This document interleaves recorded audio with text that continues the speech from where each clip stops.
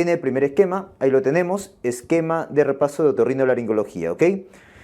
Muy bien, veremos acá en este primer esquema que es patología de oído, ¿correcto? Muy bien, nos ubicamos en la parte izquierda, por favor. Recuerda que cuando quieres estudiar patología de oído tienes que ir de afuera hacia adentro, ¿ok? Esa es mi manera. Oído externo, oído medio y oído interno. Comencemos con la patología del oído externo. Muy bien, lo agrandamos y vemos ahí. Uno de los que debes recordar, pues, dentro de patología del oído externo viene a ser otohematoma. ¿Ok? Muy bien. Doctor, primero vamos a definir qué es otohematoma. Otohematoma, doctor, viene a ser una colección, ¿correcto? Una colección de sangre, ¿ya? Doctor, esta colección de sangre, ¿dónde se va a ubicar? Muy bien, importante. Esta colección de sangre se ubica debajo del pericondrio y encima del cartílago. Entonces, abajo tenemos al cartílago y encima el pericondrio, ¿correcto? ¿Estamos de acuerdo? Muy bien, ¿cuál es el problema de esto, doctor? El problema es que esto de acá genera pues un aumento del riesgo de ¿qué? De necrosis. Doctor, ¿por qué es eso? Ya, aumento de riesgo de necrosis porque recuerda que el pericondrio, que está normalmente pegado al cartílago, va a nutrirlo, va a oxigenarlo. Por lo tanto, si tú lo separas con esta colección de sangre, con este otohematoma, entonces se va a desnutrir, se va a desoxigenar. Por lo tanto, lo lleva a una hipoxemia, o mejor dicho, una hipoxia y a una necrosis, ¿correcto? Por eso es que en la terapéutica, en el manejo, tienes que ser rápido en sacarlo de ahí, para que nuevamente el pericondrio regrese al cartílago y lo siga nutriendo, lo siga oxigenando, ¿ok? Muy bien. En la clínica, ¿qué vamos a ver, doctor? Ok, en la clínica lo que vamos a ver es esto de acá. Es decir, ¿qué estamos viendo? Un aumento de volumen, es decir, una tumoración, ¿correcto?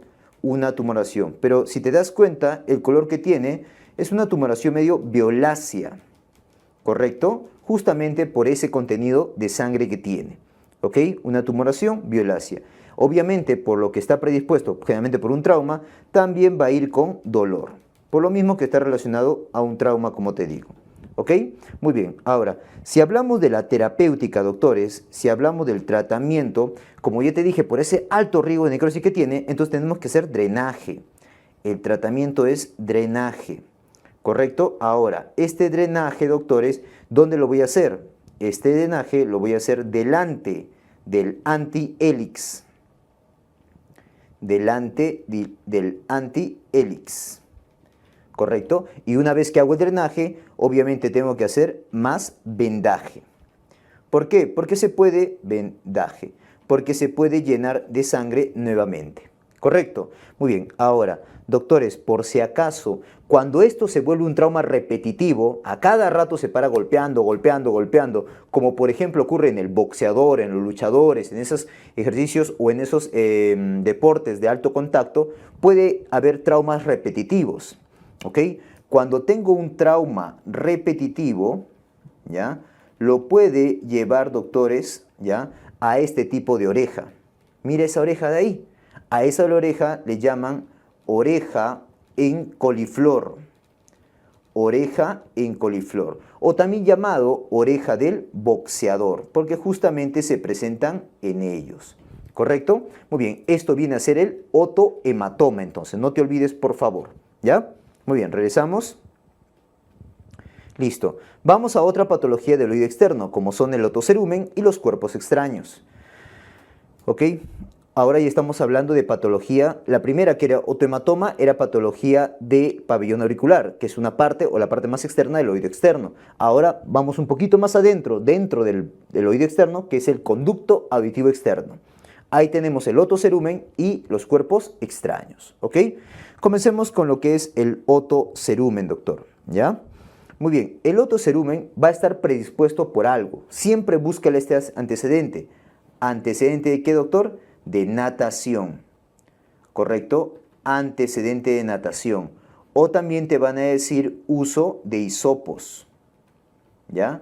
Si estás frente a una pregunta de otorrino y ves antecedente de natación, antecedente de uso de hisopos, tiene que venir a tu cabeza otocerumen. Es más, datito, aumenta tu volumen, aumenta tu nivel. ¿Correcto? Si a ti en una pregunta de otorrino te dicen natación, por favor, a ti tiene que venir dos cosas a la cabeza. Uno, otocerumen, y dos, la otitis externa difusa.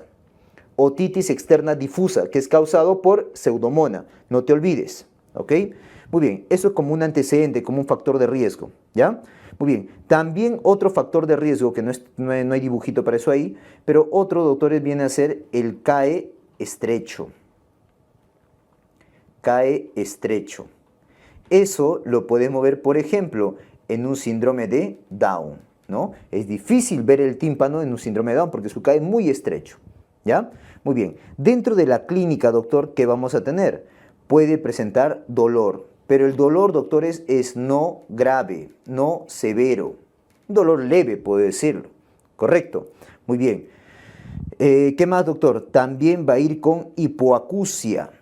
Hipoacusia. Obviamente, doctores, como esto es un problema del CAE, es decir, del oído externo, cuando hay un problema del oído externo que genera hipoacusia, ¿qué tipo de hipoacusia va a ser?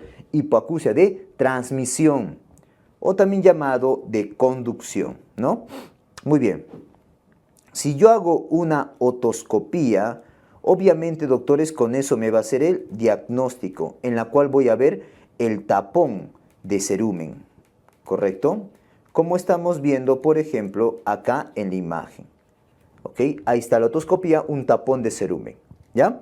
Muy bien, excelente, ese es en la clínica. Doctor, ¿y en el tratamiento? Muy bien, generalmente, doctores, tengo tres armas en el tratamiento.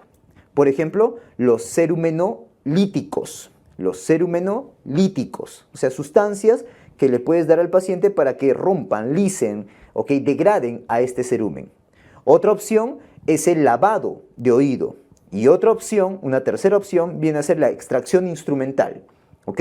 Datito, no te olvides, el lavado de oído está contraindicado en pacientes que tienen un tímpano perforado de base. ¿Correcto? Si de base el paciente tiene un tímpano perforado, contraindicado el lavado de oído, no te olvides. ¿Ya? Muy bien, muchas veces, doctores, previo a hacer la extracción o el lavado de oído, primero tenemos que utilizar glicerina, ¿ya? Para que sea más fácil. Es más, ha sido pregunta de examen, ¿correcto? Primero usar glicerina 1 o 2 días antes, ¿ok? Y luego hacemos el lavado de oído, ¿correcto? Lavado de oído. ¿Ok? ¿Estamos de acuerdo? Pero acuérdate, paciente tiene que estar sin perforación de tímpano. Si hubiera perforación de tímpano, ahí podría usar, por ejemplo, esto de acá, lo que es la extracción, ¿no? Instrumental. Extracción instrumental, ¿no? ¿Correcto? ¿Estamos de acuerdo? Muy bien. Por ejemplo, con la pinza de Hartmann, ¿ya? Con la pinza de Hartmann. Otra opción, como te dije, otra opción son los cerumenolíticos. Cerumenolíticos. ¿Ya? Es otra opción. Pero generalmente te preguntan lavado de oído y extracción instrumental. Recuerda, recuerda que el lavado de oído, por favor, no tiene que ir dirigido, la inyección de la agüita no tiene que ir dirigido al tímpano, tiene que ir dirigido a la parte posterior o superior del CAE, porque si no lo puedes perforar, ¿ok? Eso es otocerumen, no te olvides, ¿ya? Ahora vamos al otro, los cuerpos extraños. Básicamente acá, doctores, puede haber cuerpos tipo pedazo de papel, pedazo de algodón, de lo que queda de los hisopos de repente, o cuerpos animados, como son la semilla, como son los insectos. Entonces puedo tener cuerpos inanimados, como estamos viendo acá, inanimados, o animados, como por ejemplo semilla o insecto. ¿Correcto? El manejo de los cuerpos inanimados es igual que un otocerumen. Así te lo simplifico. Igual que un otocerumen, o sea, glicerina primero y luego su lavado de oído o si no, extracción instrumental. ¿Correcto? Muy bien. Cuando es semilla, doctores, acá también puedo decir que es igual que el otocerumen, pero ten cuidado. Acá en la semilla, lo que podría hacer primero es deshidratarla, si es que voy a hacer lavado de oído. Si no, extracción instrumental. ¿Ya? ¿Estamos de acuerdo? Muy bien. Si es insecto, también. Si voy a hacer lavado de oído, primero tendría que anestesiarla. ¿Con qué? Con lidocaína, con cloroformo, de repente, para hacer lavado de oído o la extracción instrumental en este caso. ¿Estamos de acuerdo? Muy bien, ese es el manejo para cuerpos inanimados o si no, semilla o insectos. ¿Ok? Muy bien, listo. Regresamos. Muy bien, dejemos a un lado la patología de oído externo. Por cierto, otras patologías de oído externo pueden ser, por ejemplo, la otitis externa localizada, aguda, que es causada por Staphylococcus aureus, y su ubicación es a nivel del tercio externo del CAE, ¿correcto? Que te va a generar, pues, doctores, en realidad es una foliculitis. La otra es la otitis externa difusa, que afecta todo el CAE, causado por Pseudomonas, antecedente de natación, ¿correcto? Y afecta todo el CAE, inflamándolo. Es una dermoepidermitis en realidad.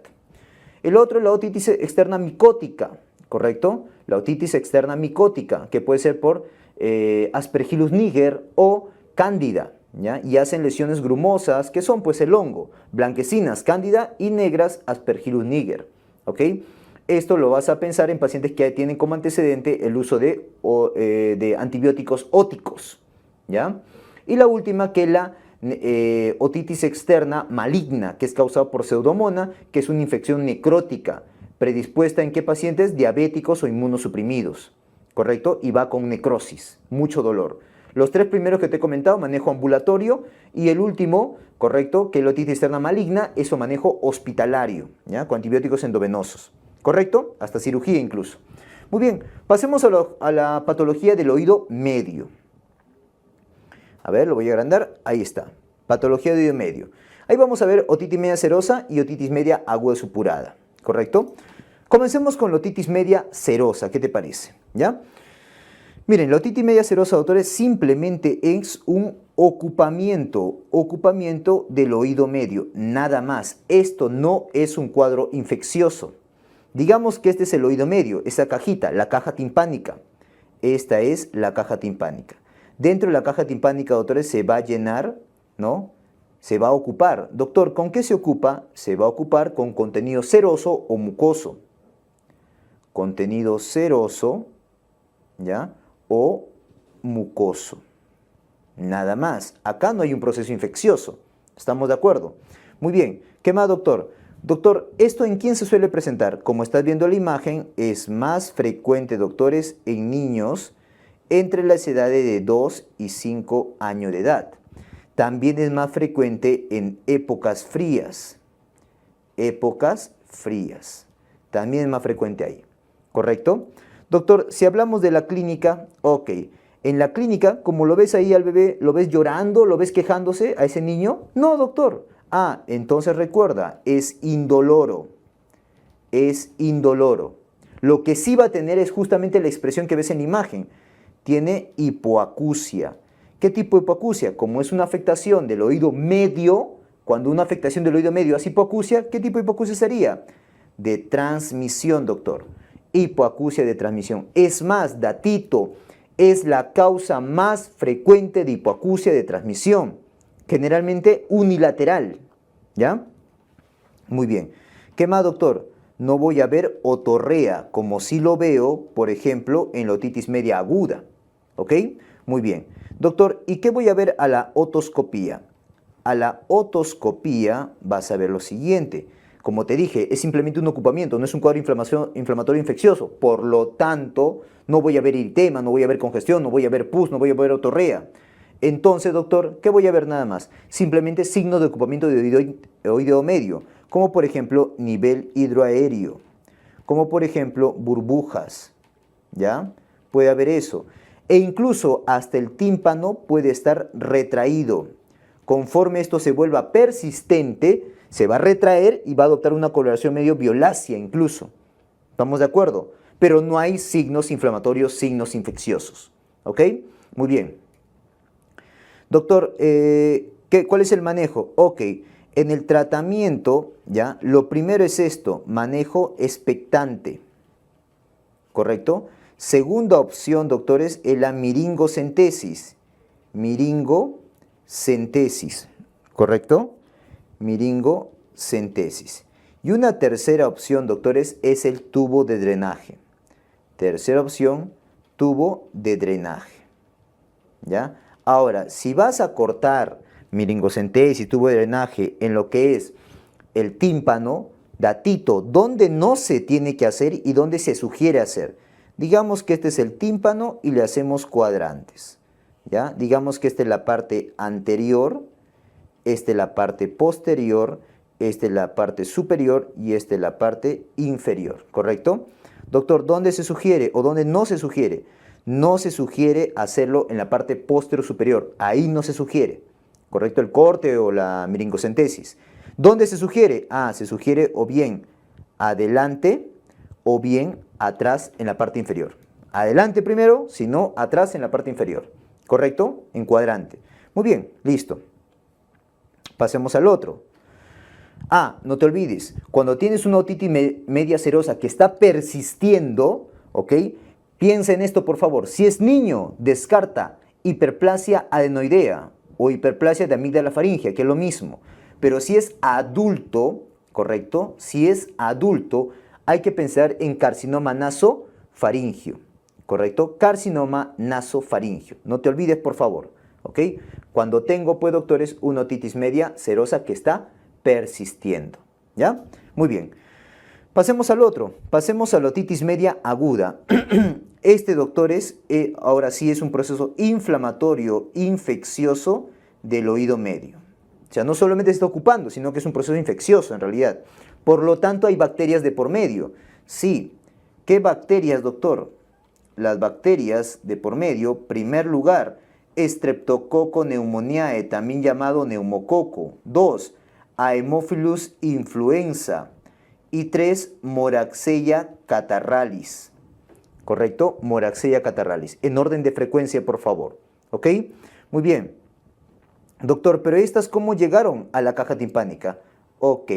Estas van a llegar, doctores, a la caja timpánica a través de la trompa de Eustaquio. No te olvides. Desde la vía aérea superior llegan por la trompa de Eustaquio. ¿Correcto? Y lo colonizan y comienzan a hacer a este nivel pus. Entonces, en otras palabras, lo que voy a encontrar acá viene a ser pus en oído medio. ¿Correcto? Es otra manera de decir también qué cosa es la otitis media aguda supurada. Es la presencia de pus en oído medio. ¿Correcto? Muy bien, ahí está. Doctor, ¿en quién se suele presentar o cuándo se suele presentar esto? Es decir, factores de riesgo, doctor, de otitis media aguda. Además de la edad, menor de 2 años. ¿Por qué menor de 2 años, doctor? O sea, lactantes. Porque ellos tienen la cabeza más pequeña y al tener la cabeza más pequeña tienen la trompa de Eustaquio más pequeña y más horizontalizada. Mayor probabilidad que por ahí ascienda el microorganismo desde la vía aérea superior hacia el oído medio, como por ejemplo neumococo a la cabeza. ¿Ya?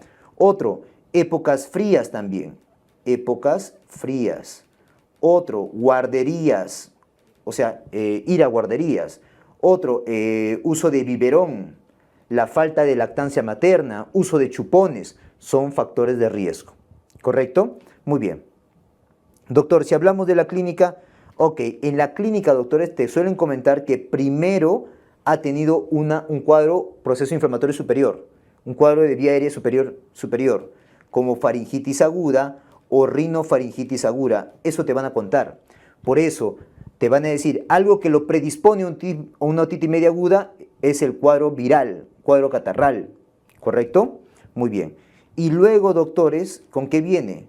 Fiebre elevada, viene con dolor, viene quejándose el paciente, como ves acá en la imagen.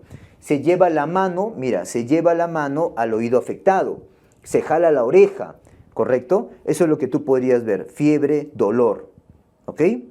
Muy bien. Podría incluso ver otorrea, ¿ya? Otorrea, si está secretando al oído externo, ¿ya? Doctor, ¿cómo llegó al diagnóstico? Recuerda, para el diagnóstico, el método diagnóstico de elección, ¿ya? De elección, viene a ser, pues, doctor, es la otoscopía neumática. Otoscopía neumática, ¿correcto? Para hacer el método diagnóstico de elección, ¿ya? Doctor, y en esta otoscopía, acá mira, en la otoscopía, ¿qué voy a ver? Acá se va a saber procesos o signos inflamatorios. Mira, congestión, eritema, nivel hidroaéreo, burbujas, supuración hacia el CAE, ¿correcto? O otorrea, como se dice, ¿ok? Abombamiento de tímpano, tímpano opaco, es todo eso lo que voy a ver. Lo voy a poner acá.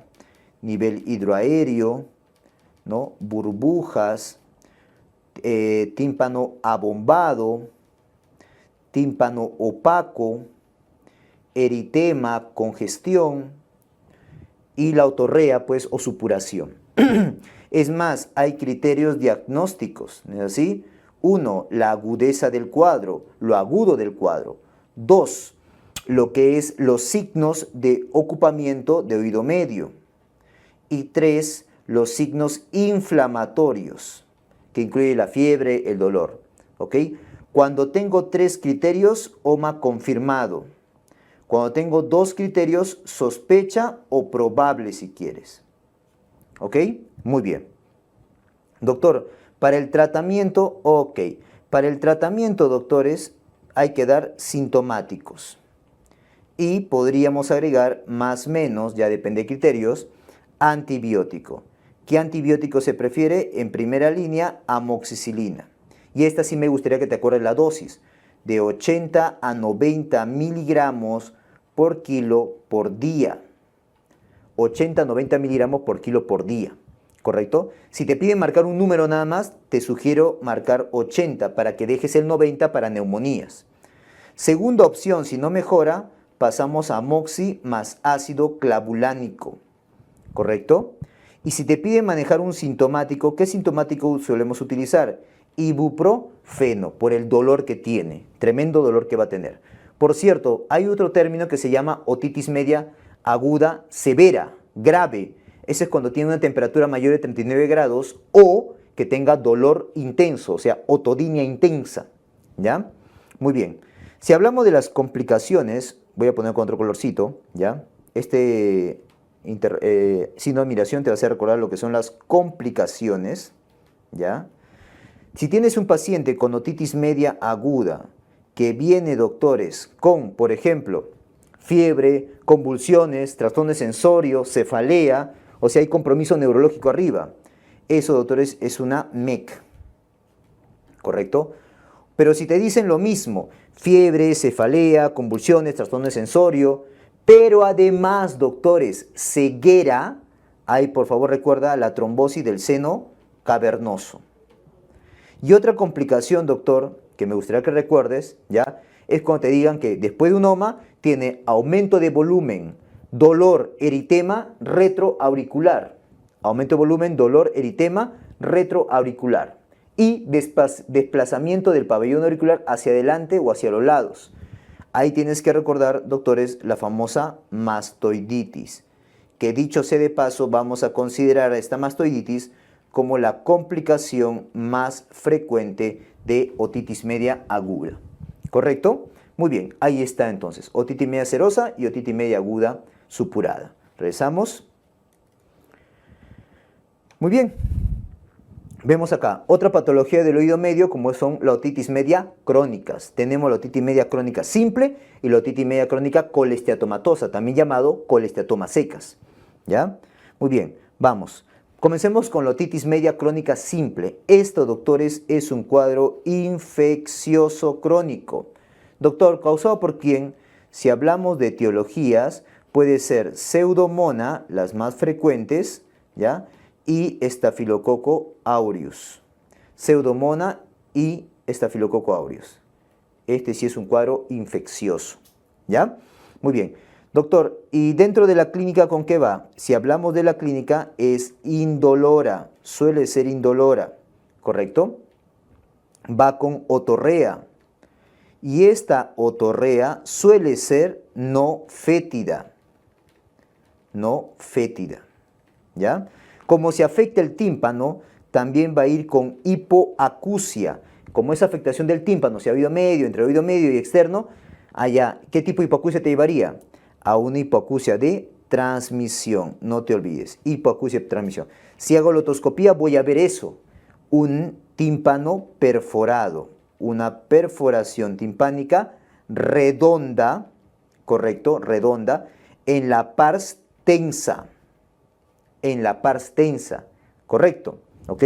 Que recuerda que entre la pars tensa y la pars flácida, la pars tensa es la más frecuentemente perforada en una otitis media aguda supurada, ¿ya? Bueno, y acá llega, ¿no? Para otitis media crónica simple.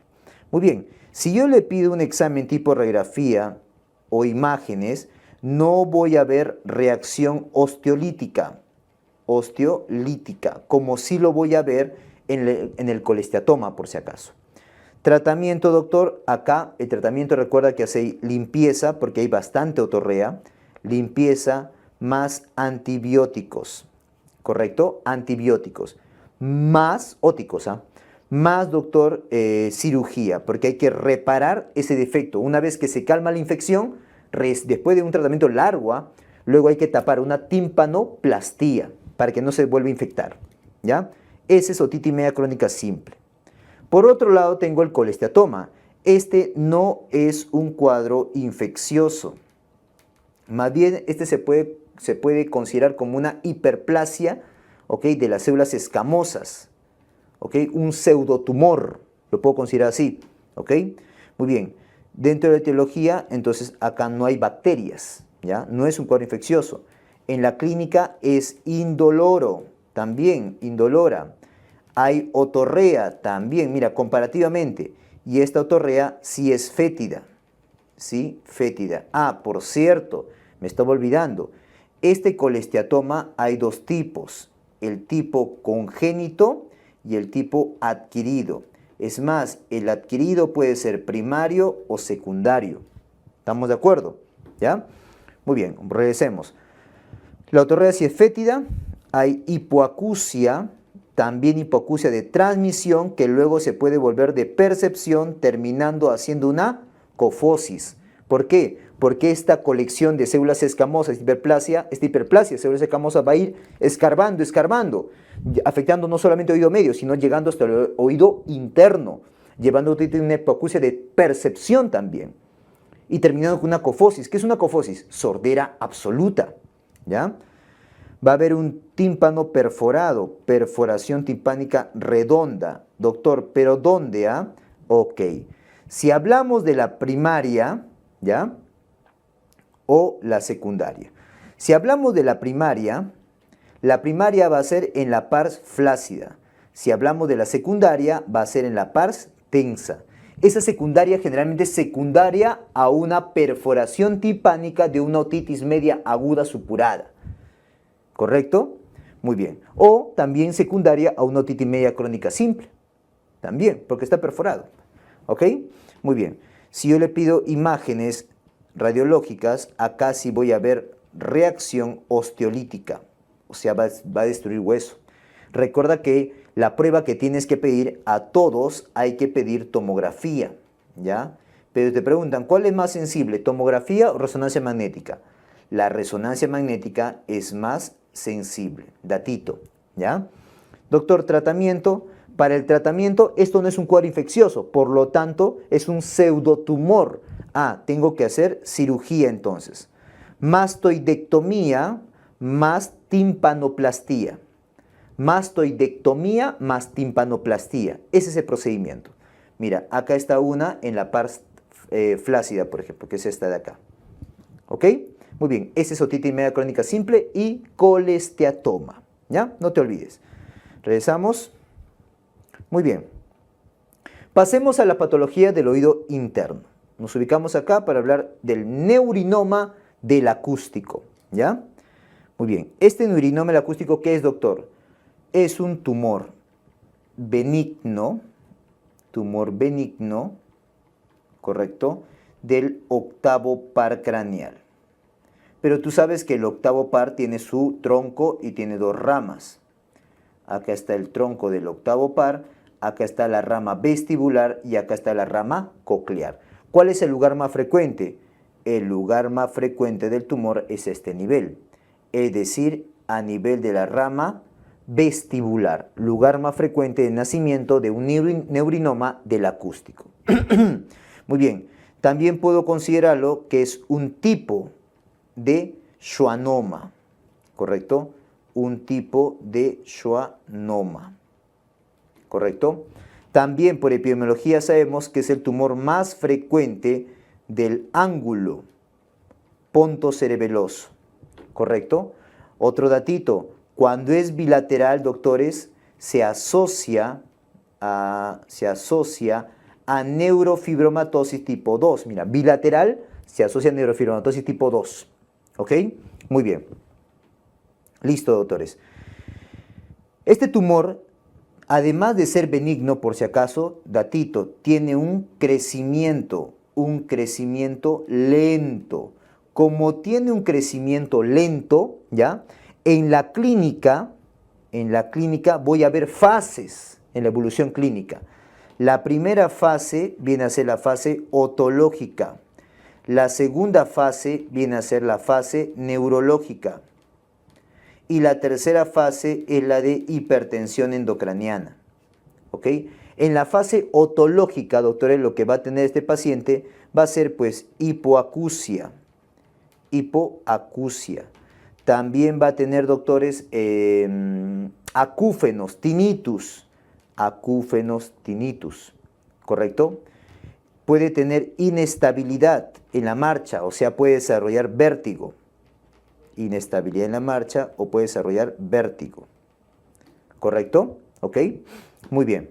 Fase otológica porque solamente está creciendo ahí, entre el oído medio y el oído interno, nada más. ¿Ok? Luego sigue creciendo y tanto crece que ya afecta a pares craneales cercanos, como por ejemplo al quinto par. Entonces va a tener alteraciones sensitivas en la hemicara del mismo lado, ya sea el quinto par 1, quinto par 2 o quinto par 3. ¿Ok? Muy bien. También afecta el séptimo par craneal, por eso viene con parálisis facial, como estás viendo acá.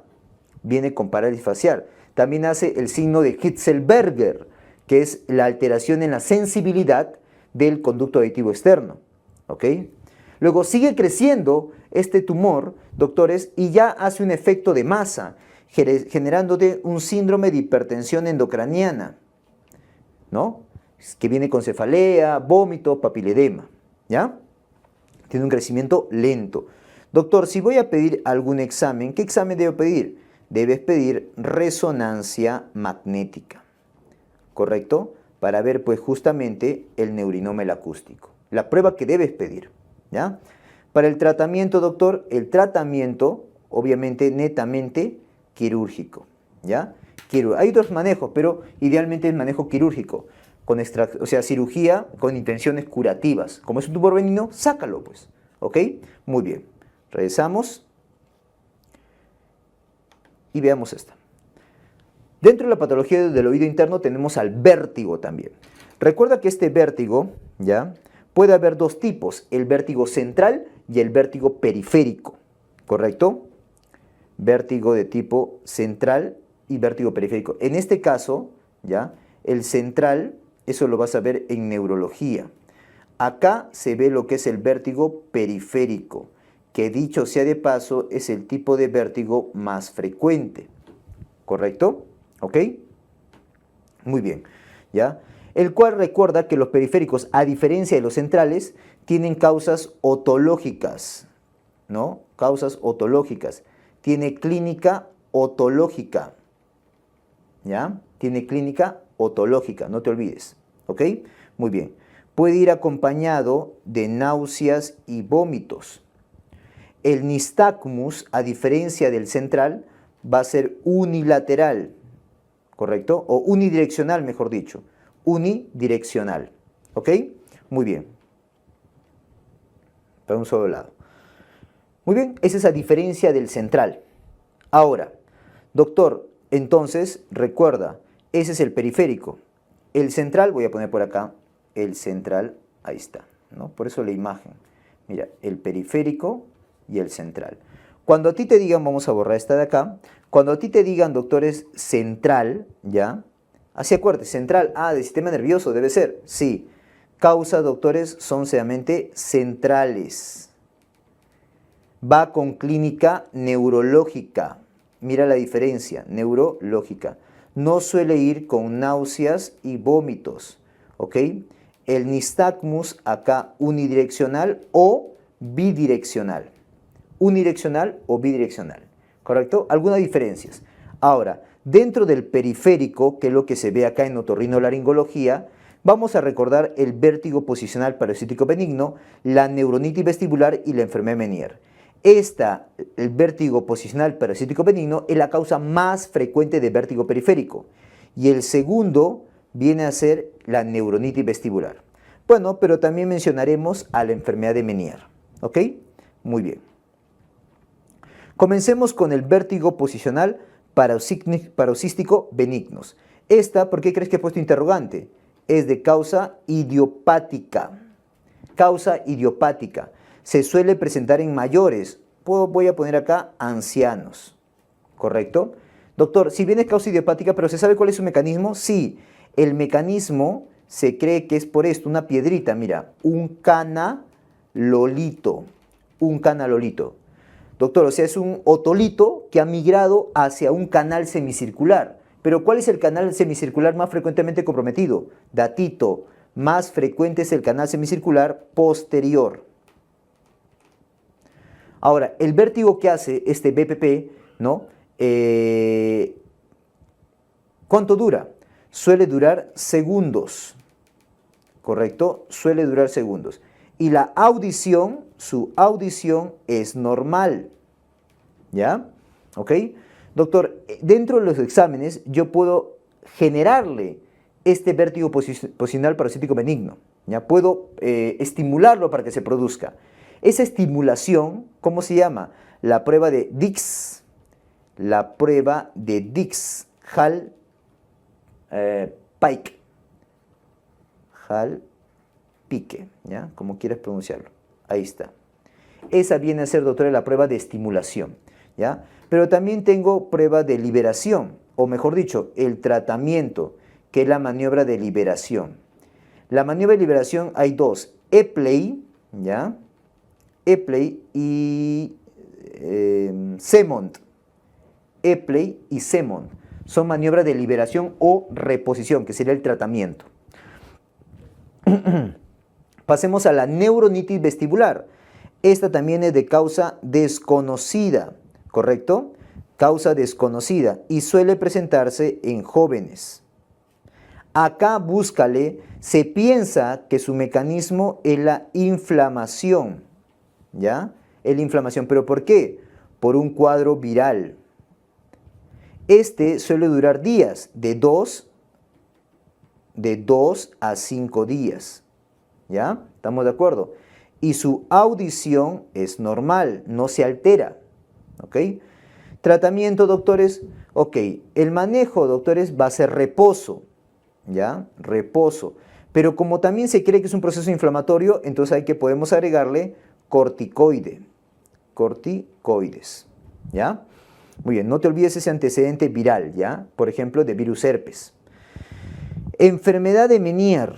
Muy bien, la enfermedad de Menier, doctores, es un tipo de síndrome de Menier, también de causa idiopática. Es un tipo de síndrome de Menier de causa idiopática, ¿ok? Muy bien, ¿por qué se piensa que es? Su mecanismo, se piensa que es por una acumulación de líquido, un hidrops endolinfático. Endolinfático, correcto. ¿Cuánto dura? Mira, si ya te dije segundos, ya te dije días, ¿qué me falta? Faltará minutos a horas. Y acá la audición sí está baja, va con hipoacusia. Es más, en la triada hay una triada. ¿Cuál es su triada, doctor? Vamos a ponerlo por acá. La triada es 1, el vértigo, obviamente vértigo periférico. 2, la hipoacusia, se altera la audición, ¿correcto? Vértigo, ¿no? Vértigo, hipoacusia y tinnitus acúfenos, ¿correcto? La triada de la enfermedad de Menier, ¿ya? ¿Cuál es el tratamiento, doctor? Ok, podemos dar sintomáticos, ¿ya? Y también, acá también podríamos dar sintomáticos, por si acaso en la neuritis vestibular. Bueno, sintomáticos y también podemos dar, como se piensa que es, doctores, un hidrops endolinfático, hay mucho líquido, hay que botar ese líquido. Hay que utilizar diuréticos. Diuréticos tipo acetazolamida, por ejemplo. Y en algunos casos puede requerir hasta cirugía. ¿Correcto? Eso es vértigo entonces, dentro de la patología del oído interno. ¿Ok? Muy bien. Listo, hasta ahí es lo que es el esquema de repaso de la patología de oído, ¿ok? Muy bien, acá veamos también patologías de oído, ¿ok? Veamos otras patologías de oído interno, como sería presbiacusia y sordera profesional, ¿correcto? Muy bien. Doctor, ¿qué es la presbiacusia? Bueno, es una enfermedad que causa principalmente hipoacusia, pero que está relacionado a la edad, ¿correcto? En cambio, la sordera profesional está relacionado a un ambiente ruidoso, o sea, te lo van a poner en el contexto para presbiacusia en un paciente anciano, en cambio en sordera profesional, paciente expuesto pues a ambiente ruidoso o es un DJ, trabaja con maquinaria pesada, explosivos, etc. ¿Correcto? Muy bien. ¿A qué se debe la presbiacusia? A una degeneración del oído interno. Degeneración del oído interno. ¿Correcto? Muy bien. ¿Y a qué me refiero con oído interno? Me refiero a todo el aparato, principalmente cóclea e incluso componente nervioso. ¿Correcto? Pero principalmente, para ser más exactos, un desgaste, una degeneración de los procesos ciliares del órgano de Corti. ¿Correcto? Muy bien. En cambio, en sordera profesional es básicamente el daño a nivel coclear, también, para ser más exacto, en los cilios del órgano de Corti. Pero la diferencia importante es que acá no hay lesión exógena. Me estoy refiriendo a la presbiacusia fisiológica, ¿correcto? Que es la que estoy hablando acá. En cambio, en la sordera profesional, acá sí hay una lesión exógena, que es el ambiente ruidoso, ¿correcto? Muy bien, listo. Ahora, doctor, ¿en qué paciente se presentaría? La presbiacusia en paciente añoso, en cambio la sordera profesional o laboral en paciente joven adulto, no sé, pues digamos entre 20 y 50 años, ¿ok?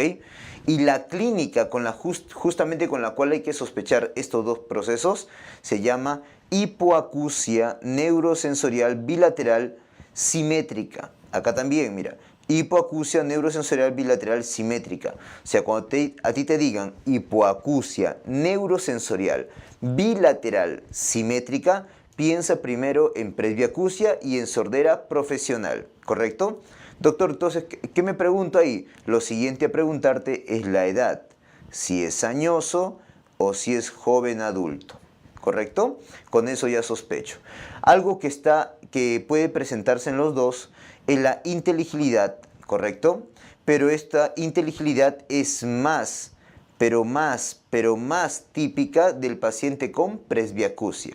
Doctor, ¿y qué es eso? La inteligibilidad es la alteración en la o mejor dicho, la inteligibilidad alterada es, doctor, la alteración en la discriminación de los sonidos. Es decir, en un ambiente ruidoso no puede discriminar las palabras o los sonidos, ¿correcto?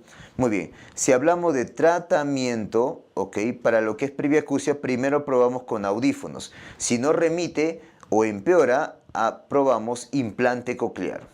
Para lo que es sordera profesional, acá más que tratamiento, en realidad lo importante es la prevención. Claro, puedo optar de repente por audífonos, de repente en casos muy extremos implante coclear, etc. Pero lo principal acá viene a ser, doctores, la prevención. ¿Correcto? Muy bien. Veamos también acá, doctores, en patologías de oídos, hipoacusia. ¿Correcto? La hipoacusia, es decir, sordera, ¿ok? Puede dividirse de diferentes maneras, ¿ok? Te he traído acá dos principales, según el sitio de la lesión o según la aparición. Según el sitio de la lesión puede ser de transmisión o conductiva, neurosensorial o de percepción, o si no mixta, que incluye los dos, de transmisión y de percepción, ¿correcto? Muy bien. Doctor, ¿por qué habla que según el sitio de la lesión se divide de esa manera? Ok, recordemos un poco de fisiología. Voy a ponerlo en verde, lo que es fisiología, ¿correcto? Miren, tenemos acá lo que es el oído externo, el oído interno, discúlpame, el oído medio, que es la caja timpánica, y el oído interno, ¿no es así? Muy bien. Doctor, ¿cuál es la función del oído externo? Voy a ponerlo mejor arriba para que no se pierda, para que me alcance espacio, ¿ok? Miren, acá está, oído externo, oído medio y oído interno. ¿Cuál es la función del oído externo? La transmisión y amplificación del sonido. ¿Cuál es la función del oído medio? También transmitir y amplificar el sonido. En cambio, la función del oído interno depende. Si hablamos de los canales semicirculares utrículo y sáculo, es decir, del sistema vestibular, o si hablamos del sistema coclear. ¿Ok? Si hablamos del sistema coclear, es la conversión del sonido, de un sonido mecánico a un sonido nervioso o estímulo nervioso, ¿correcto? Muy bien. Por lo tanto, si hubiera un problema, por cierto, el sistema vestibular, su función es el equilibrio, ¿correcto? Ya. Si hubiera un problema a nivel del oído externo o a nivel del oído medio, ¿cuál sería entonces la alteración de la transmisión del sonido? Por lo tanto, en estos casos, cuando hay un problema en oído externo, oído medio, y generará este problema hipoacusia, ¿qué tipo de hipoacusia sería? Sería una hipoacusia de conducción, o también llamado de transmisión. Pero si el problema está a nivel del oído interno, para ser más exactos, a nivel de la cóclea, ¿correcto? A nivel de la cóclea, entonces ahí lo que se está alterando es la conversión del sonido, de un sonido mecánico a un sonido de un sonido nervioso, un estímulo nervioso. Por lo tanto, me va a dar un tipo de hipoacusia neurosensorial, también llamada de percepción. ¿Correcto? Por eso, según el según el sitio de lesión, puedo hablar de un tipo de hipoacusia. Obviamente, cuando ocurre en los dos lugares o los dos tipos, se llama mixta. ¿Ok? Muy bien. Ahora, según la aparición, ¿ok? Cuando aparece esta hipoacusia puede ser dos tipos. Congénita adquirida, muy simple. Congénita es porque nace con eso, ¿correcto? Por ejemplo, debido a infecciones, debido a una anomalía congénita, etc. O adquirida debido al consumo de fármacos de repente, ¿ok? O a traumatismos, no lo sé, ¿ok? Muy bien. Entonces puede ser congénitas o adquiridas. Listo. Ahora, las pruebas que se puede utilizar para evaluar una hipoacusia, ¿ok? Hay un montón, ¿ya? Te he traído acá las principales y lo he dividido de esta manera. Subjetivas y objetivas. Subjetivas es porque requieren colaboración del paciente, ¿ok? Por ejemplo, la audiometría tonal laminar, la audiometría verbal, logoaudiometría también llamado, la prueba de Riné, la prueba de Weber, que se usan diapasón para hacer estas pruebas, o pruebas objetivas en las cuales no requieren colaboración del paciente, no requieren la interpretación del paciente, sino que son pruebas de frente que se pueden hacer en el paciente sin su colaboración. Autoemisiones acústicas, por ejemplo, las que se utiliza como tamizaje neonatal, ¿correcto? Los potenciales evocados auditivos, que son utilizados con mayor frecuencia como pruebas confirmatorias cuando hay hipoacusia en un paciente lactante o niño pequeño, ¿correcto? Que no colabora. O si no, también la timpanometría o impedanciometría. Eso de potenciales evocados auditivos ha sido pregunta examen por si acaso, ¿correcto? Muy bien. Listo. Las pruebas subjetivas como la audiometría tonal, laminar, la audiometría verbal, prueba de René-Weber necesitan colaboración del paciente. Entonces esto lo voy a hacer en niños grandes por encima de 5, 6, 7 años, ¿correcto? O adolescentes o adultos, ¿no? Muy bien. Ahora, una explicación pequeña sobre la prueba de Riné, ¿ok? Y sobre la prueba de Weber, ¿correcto? Voy a agrandarlo para que lo vean mejor. Ahí está. Miren. En la prueba de Riné, veamos primero prueba de Riné, se utiliza un diapasón, ¿ya? ¿Correcto? Tanto en Riné como en Weber. Muy bien, utilizo un diapasón. Pero recuerda lo siguiente, en la prueba de Riné yo evalúo un solo oído a la vez, pero que evalúo en ese oído dos vías, la vía aérea y la vía ósea. En cambio en Weber evalúo dos oídos a la vez, pero una sola vía, la vía ósea, ¿ya? Muy bien, entonces ahora sí, veamos. Miren, en Riné evalúo un oído y dos vías, ¿ya? ¿Qué le digo? Hago lo siguiente, golpeo el diapasón y ese diapasón lo pongo al costado del oído, mira, sin tocarlo, ¿correcto? O lo pongo en contacto con el mastoides. Y le pregunto al paciente, en este oído que estoy evaluando, señor, ¿por dónde escucha mejor? Cuando no lo toco, es decir, la vía aérea, o cuando lo toco, es decir, la vía ósea. ¿Por dónde escucha mejor? Si a ti te dice que escucha mejor por vía aérea, o sea, mira, carita feliz cuando no lo toco, allá, por la vía aérea, Eso se llama riné positivo y significa que ese oído está normal o tiene una hipoacusia de percepción, ¿ok? O neurosensorial. Ahora, por el contrario, si es mejor, lo escucha mejor cuando lo toco, significa riné negativo. Eso es una hipoacusia de transmisión, ¿ok? En ese oído. Ahora, ¿qué pasaría si ni siquiera así ni tocándolo, doctor? Sino que tocándolo no lo escucho ni siquiera acá, lo escucho al otro lado. Ah, ya. O sea, vía ósea predomina, pero al otro lado. Este oído no escucha nada. Eso se llama sordera profunda o cofosis. ¿Ok? Muy bien. Ese es en la prueba de Riné. En la prueba de Weber, doctores, ¿ok? Yo golpeo el diapasón y lo pongo en la parte superior media del cráneo, ¿correcto? Y le pregunto al paciente en qué lado escucha mejor. En el lado que él se queja, el paciente, que escucha menos, o sea, en el lado enfermo, o en el lado aparentemente sano, ¿correcto? Tú le preguntas, ¿se lateraliza el sonido en un oído, que es el de acá tú defines, oído enfermo, les vas a llamar, o en el oído aparentemente sano? Entonces, tú le preguntas, ¿para dónde, doctor? Si el sonido se transmite mejor al oído enfermo, eso se llama hipoacusia de transmisión en este oído, ¿ok? Si te dice, doctor, yo lo escucho para el otro oído, o sea, en el oído sano. Ah, ya, significa que en este oído aparentemente enfermo, en el de acá, tiene una hipoacusia de percepción. Doctor, ¿y si lo escucho igual en los dos oídos, o es normal o es una hipoacusia bilateral simétrica? ¿Correcto? Bilateral simétrica. ¿Ya?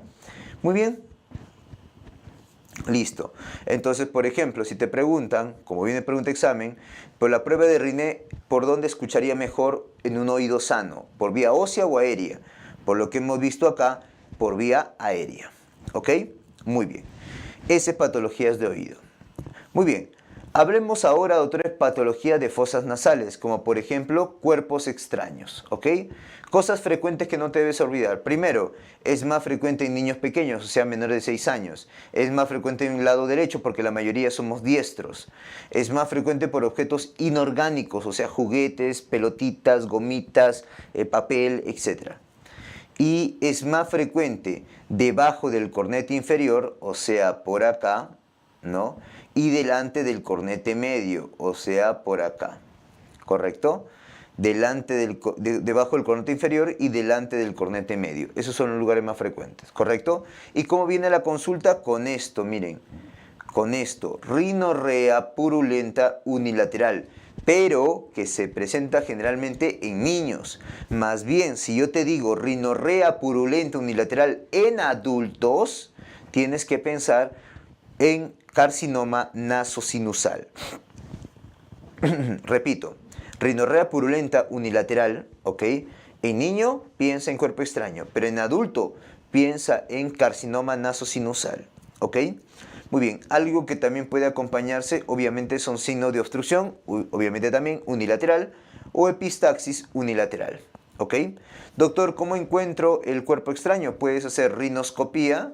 Eso se hace con un espéculo, ¿ok? Espéculo nasal en este caso, o con una endoscopía nasal, ¿no? Como es este caso de acá, ¿ok?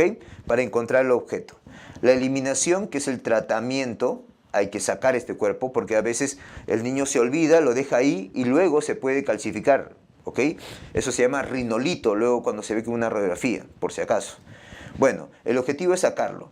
Puede ser con presión positiva, soplando la boca, puede ser que el aire expulse el objeto por la nariz, o si no, con uso de pinzas, ¿ok? Especiales que tienen los otorrinos, o mientras yo estoy haciendo la endoscopía nasal, puedo también extraerlo. ¿Correcto? Muy bien, eso es cuerpos extraños nasales. Veamos ahora rinitis. Te he traído acá las rinitis más importantes. Rinitis alérgica, ¿correcto? Vasomotora eosinofílica no alérgica, que es frecuente verlo en comparación con la alérgica. Y por acá una especial que es la atrófica, ¿ok? Veamos primero la rinitis alérgica. La rinitis alérgica, otra vez, primero que nada se presenta en pacientes atópicos, ¿correcto? está producido por la exposición con alergenos, como por ejemplo esto de acá, ¿no? Polen, ácaros, etc. El polvo. Y se debe a una reacción de hipersensibilidad tipo 1, es decir, que está mediado ¿por qué? Mediado por la IgE, no te olvides, mediado por IgE porque es reacción de hipersensibilidad tipo 1. Puede haber tipos, tipo estacional, perenne y episódica. Estacional porque se da en ciertas estaciones del año, como por ejemplo primavera. Perenne porque se da durante todo el año. Y episódica es porque solamente se da en ciertas situaciones en las cuales una persona migra a un lugar y en ese lugar hace episodios de rinitis alérgica. Se va de ese lugar y ya no hay esos episodios. Eso le llaman episódica. Clínicamente, ¿con qué cursa? Rinorrea clara abundante, acuosa. ¿Correcto? Rinorrea clara, se deshidrata por la nariz. Y la mucosa de la nariz, no te olvides que está edematizada, ¿correcto? Y pálida. Datito, edematizada y pálida. Otros signos que acompañan a la rinitis es los estornudos en salvas, o sea, estornudos 3 a 5 veces seguiditos. Prurito nasal, escozor nasal. Luego, la afectación de ojos.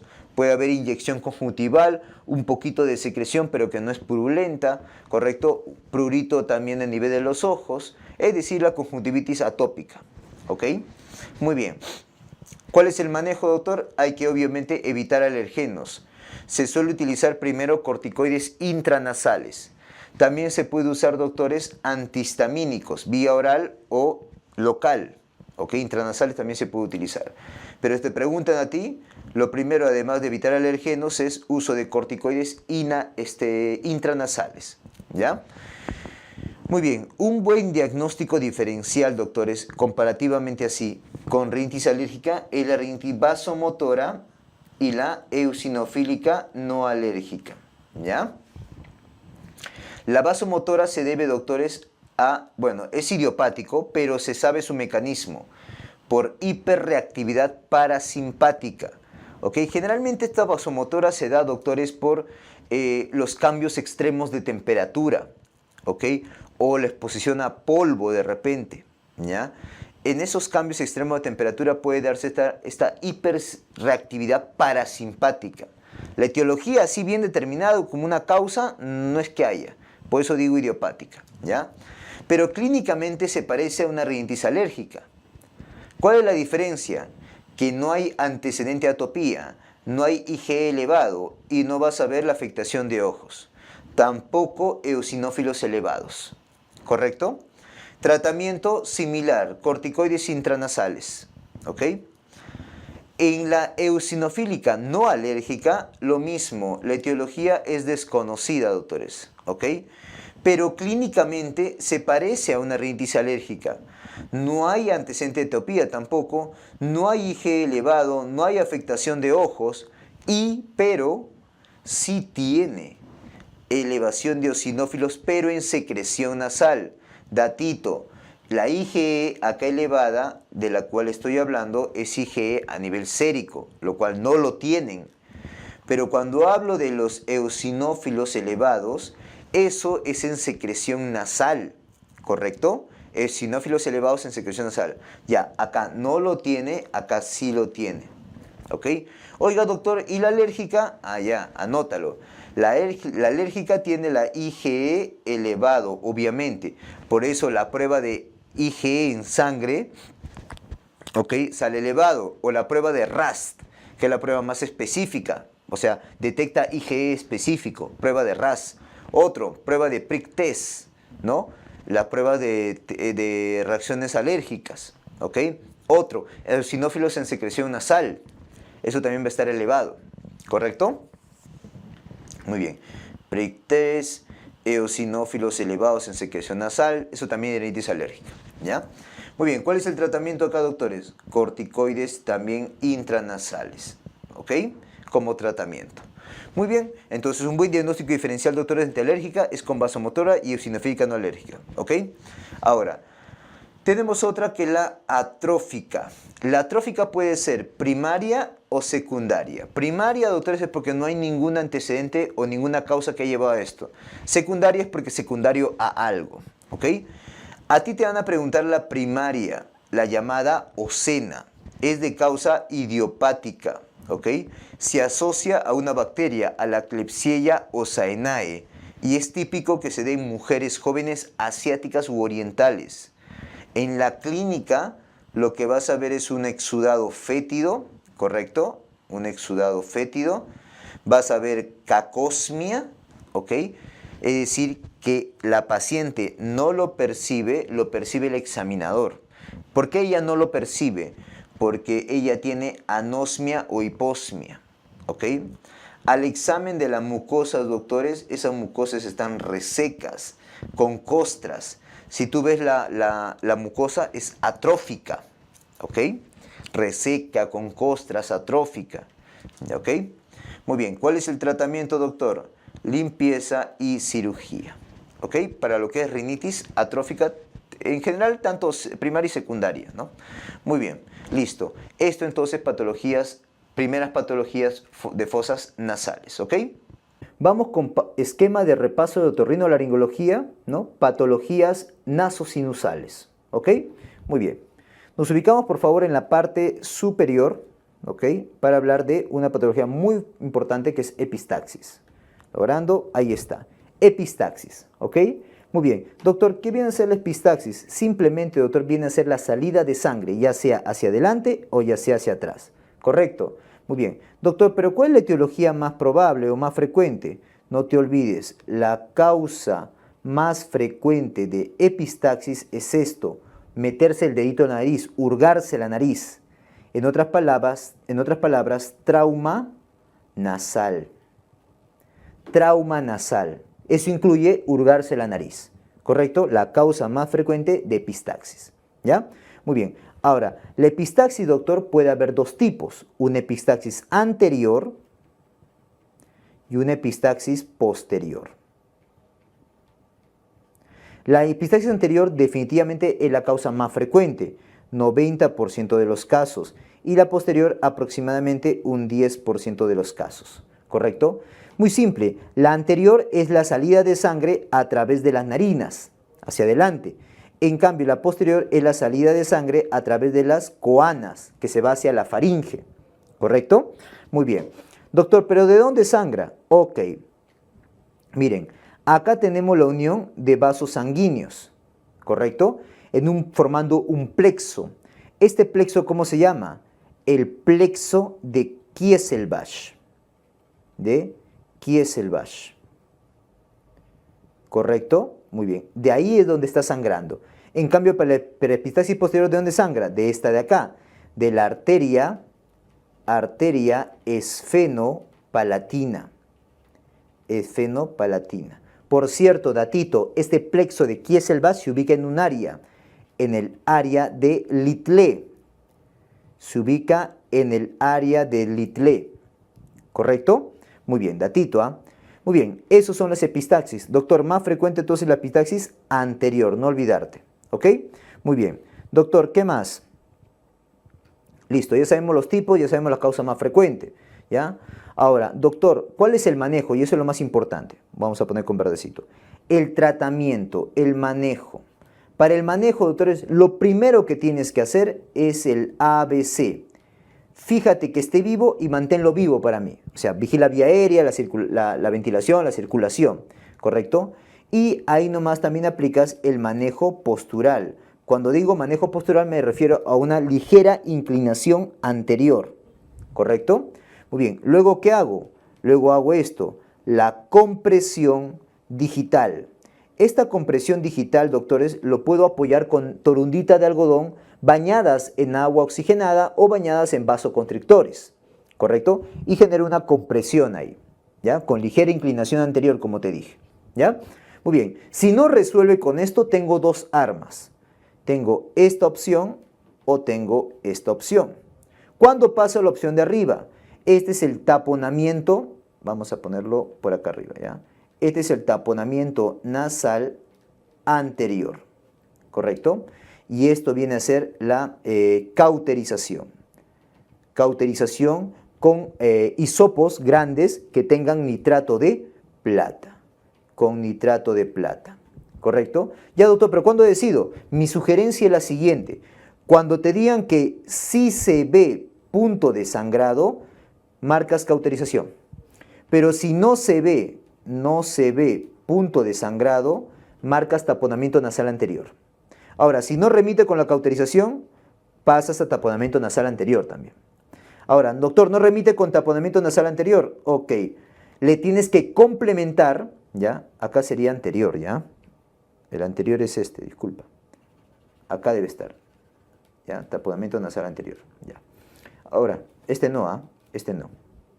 Muy bien, ahora, doctor, le tengo que complementar con taponamiento nasal posterior. Mira, anterior y posterior. Correcto, le complemento. Ya, muy bien. Doctor, ¿no remite? Ya, si no remite, entonces ahí puedo hacer ligadura arterial o si no, embolización. Embolización. Correcto. Ahora, si en un caso clínico, doctores, te están orientando o te están confirmando o te están diciendo de frente, doctor, esto es una epistaxis posterior, de frente te vas a marcar esto.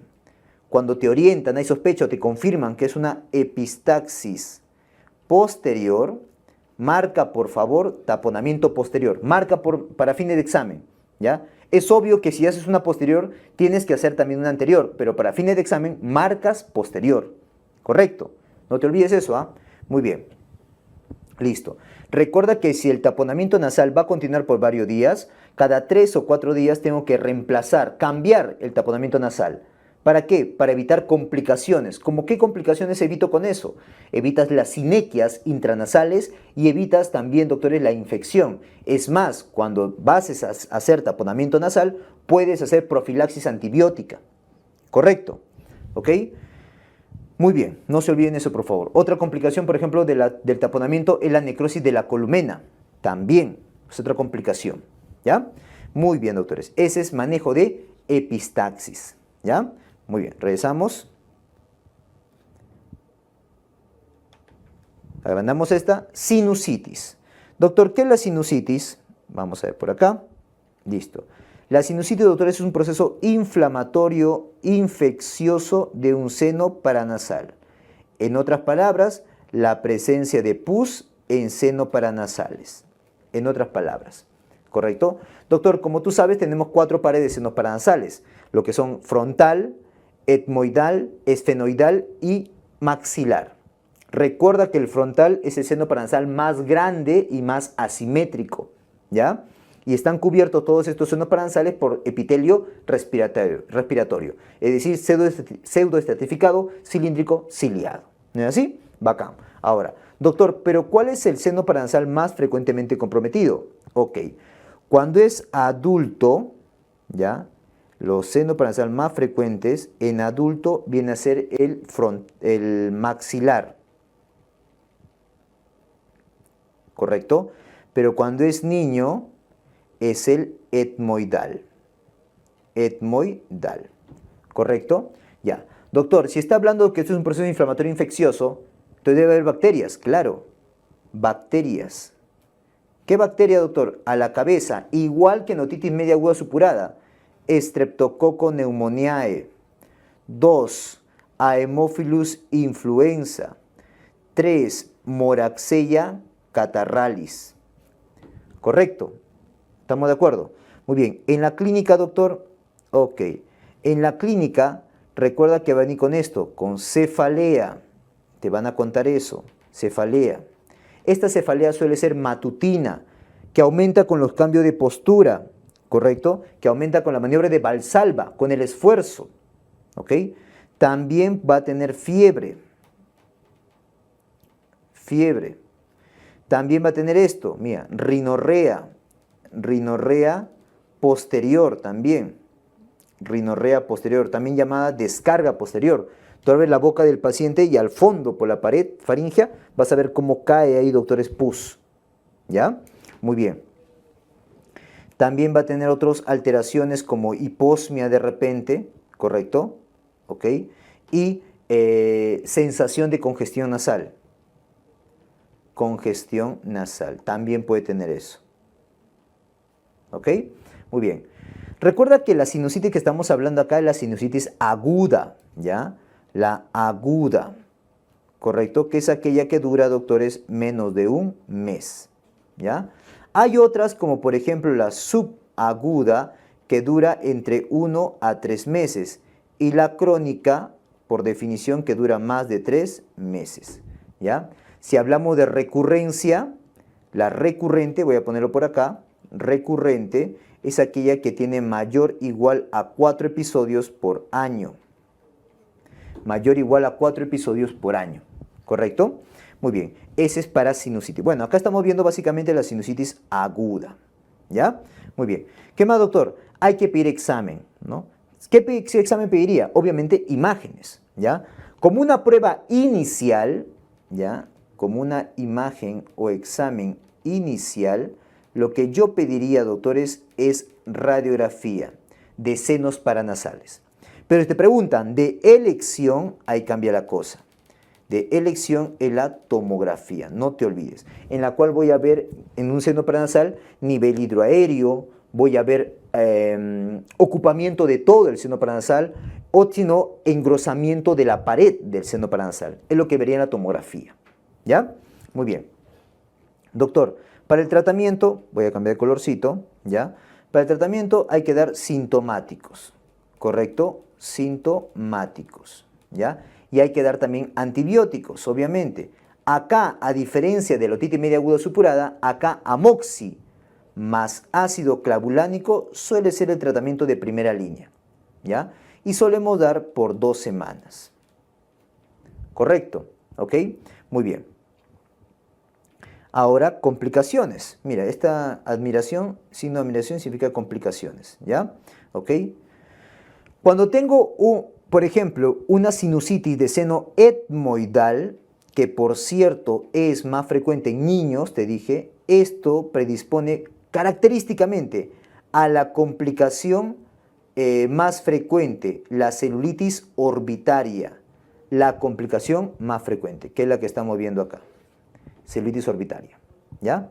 Muy bien, pero también esta te puede llevar a desarrollar una meningitis, que datito es la complicación intracraniana número 1, más frecuente, ¿ya?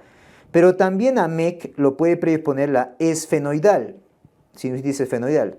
Por último tenemos la sinusitis frontal, ¿correcto? Que te va a llevar a absceso epidural. Y este absceso epidural, datito, es la complicación intracraniana número 2 más frecuente. También la frontal te puede llevar a MEC, ¿ya? Pero principalmente absceso epidural, ¿correcto? ¿Ok? Muy bien. Entonces no te olvides, la más frecuente complicación en general, celulitis orbitaria. La intracraniana más frecuente, en primer lugar, MEC. Y la segunda más frecuente es absceso epidural. ¿Correcto? Muy bien, esto sería rinosinusitis o sinusitis. ¿Correcto? Muy bien, esto está dentro de lo que es patologías nasosinusales. Este es el esquema de esas patologías. ¿Correcto?